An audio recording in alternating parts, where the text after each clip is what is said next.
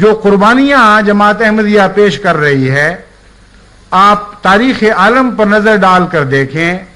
حضرت اقدس محمد مصطفیٰ صلی اللہ علیہ وسلم کے دور اول کے سوا آپ کو تاریخ میں کہیں ایسی قربانیاں دکھائی نہیں دیں گی۔ کلمے کی حفاظت کے لیے، کلمے کی سربلندی کے لیے، کلمے کی عزت و احترام کے لیے ہنستے ہوئے اگر جانیں دی گئی تھیں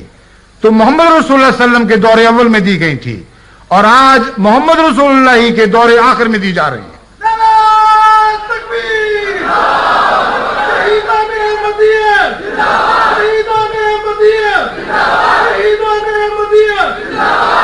ہمیں کافر اور مرتد قرار دینے والے، ہمیں دائرہ اسلام سے خارج کرنے والے، خواہ دنیا کے بڑے بڑے اسلامی ملک ہوں، میں ان کو چیلنج کرتا ہوں کہ اپنے عظیم ممالک سے اور عظیم تعداد میں سے ایک آدمی آج کے دور میں ایسا دکھائیں جس نے کلمہ محمد مصطفیٰ کی خاطر اپنی جان پیش کی ہو اور اس کثرت سے قیدیں برداشت کی ہوں، اس طرح ان پر گلیوں میں پتھراؤ کیے گئے ہوں، ان کو گلیوں میں گھسیٹا گیا ہو، رسوا کیا گیا ہو، ذلیل کیا گیا ہو، ان کی مساجد کو منہدم کیا گیا ہو، ان کے حج کے راستے بند کر دیے گئے ہوں۔ اگر یہ واقعات محمد رسول اللہ صلی اللہ علیہ وسلم کے دور اول کے سوا کسی دور میں ہیں تو مجھے نکال کے دکھاؤ، اور اگر آج جماعت احمدیہ کے سوا کوئی اور ان تاریخی یادوں کو زندہ کر رہی ہے تو مجھے وہ جماعت دکھاؤ دنیا میں کہاں ہے۔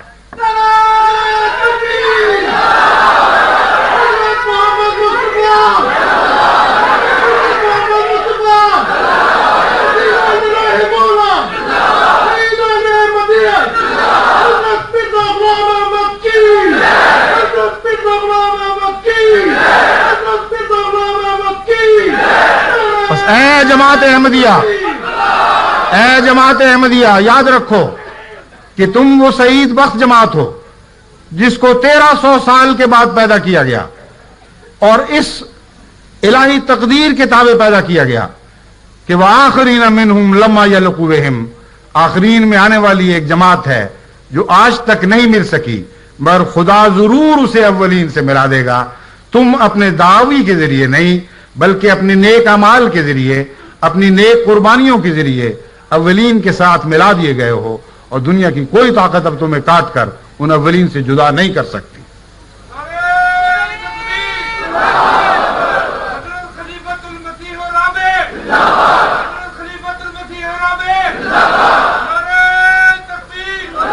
لیکن ایک بات یاد رکھنا، اس کے نتیجے میں تمہارے اندر کوئی غرور اور تکبر پیدا نہ ہو، کیونکہ یہ آیت ابھی کچھ باقی ہے۔ یہ ذکر کرنے کے بعد خدا فرماتا ہے ذالک فضل اللہ ہے، خدا کے فضل کے سوا یہ سعادتیں کسی کو نصیب نہیں ہو سکتی۔ کروڑ ہاں کروڑ مسلمان اس دنیا میں بستے ہیں،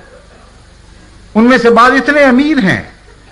کہ تمام دنیا کی جماعت احمدیہ کے اموال کو وہ اکیلے خریدتے ہیں، اتنے بڑے بڑے امیر موجود ہیں، ان میں سے کسی کو یہ سعادت نہیں ملی۔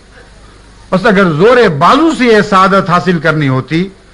تو بڑی بھاری اکثریت کو یہ سعادت نصیب ہونی تھی، دولت مند اکثریت کو یہ سعادت نصیب ہونی تھی، طاقتور ملکوں کو یہ سعادت نصیب ہونی تھی۔ یہ سعادت اگر نصیب ہوئی تو ایک غریب عاجز جماعت کو نصیب ہوئی، جس کے غرباء بہت قربانیاں کر کے دور دور سے غریبانہ پیسے جوڑ جوڑ کر آج اس جلسے میں شرکت کے لیے یہاں اکٹھے ہوئے ہیں۔ بس آپ وہ ہیں جن کا قرآن کریم میں ذکر موجود ہے،